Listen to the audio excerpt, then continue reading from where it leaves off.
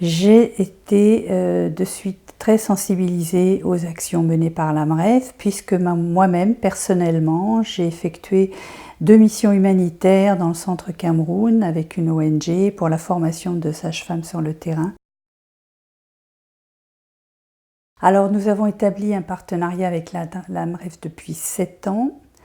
donc qui a été des supports, déjà une participation financière, mais aussi beaucoup d'actions menées,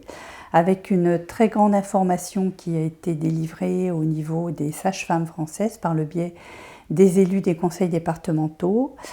beaucoup d'actions locales dans les villes avec des participations du Lions Club, avec des participations de peintres, avec de très grandes actions pour communiquer sur les actions de l'AMREF et engager les sages-femmes donc à promouvoir toutes ces actions.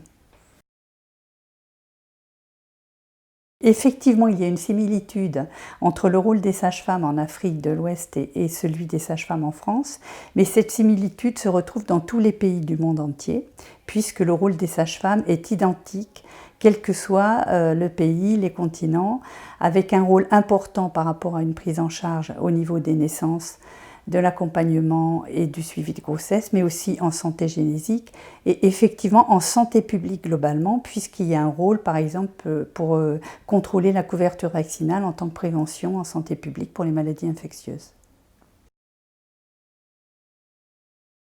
Alors, l'avenir de la profession, ce qu'on souhaite, c'est que les sages-femmes doivent être reconnues comme le professionnel de santé principal pour le suivi des femmes toute la vie, tout au cours de la vie, au niveau accompagnement, au niveau prévention et au niveau dépistage.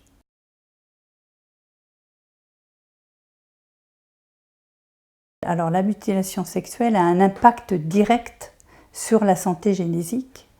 donc sur les accouchements, et comme les sages-femmes sont les référentes pour en fait l'accouchement physiologique normal, donc elles sont confrontées donc, dans l'accompagnement de ces femmes à toute cette problématique.